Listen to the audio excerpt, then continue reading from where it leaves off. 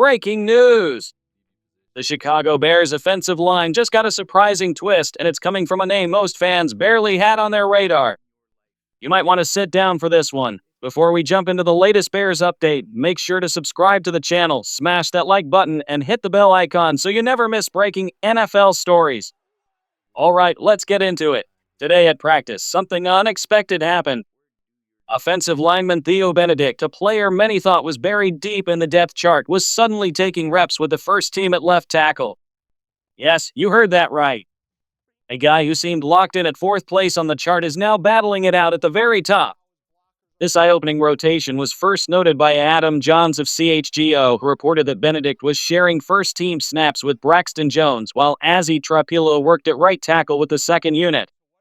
Even the Bears' offensive line coach, Dan Rauscher, couldn't help but praise him. Theo's shown as much improvement as anyone in this group. He's worked his tail off, and now he's put himself in position to compete for a starting job. It's rare for an offensive lineman to make this kind of leap in such a short time, and it could signal some real competition heating up in Chicago. This shakeup becomes even more fascinating when you realize it came completely out of nowhere. Honestly, Theo Benedict wasn't even on most people's radar for the left tackle battle, yet here he is, suddenly right in the middle of it. That raises some big questions.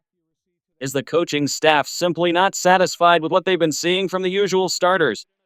Braxton Jones, for example, didn't exactly light it up in the preseason, missing a couple of key blocks that stood out for the wrong reasons. Then there's Azzy Trapilo, the promising second-round pick. He's got talent, no doubt, but perhaps he's still too raw to handle the job just yet. And then, there's Karan Hamagaji.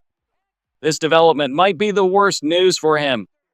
He was working with the third-team unit today, and if we're being honest, he's still extremely raw, something we saw glimpses of last season. Right now, it doesn't look like he's forcing his way into the conversation. So here's what I think happened. The Bears looked at the options and realized no one was running away with the job. Instead of waiting, they threw Benedict into the mix to see if a fresh face could shake things up.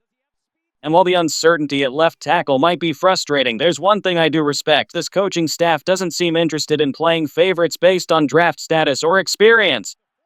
They just want the best man for the job, period.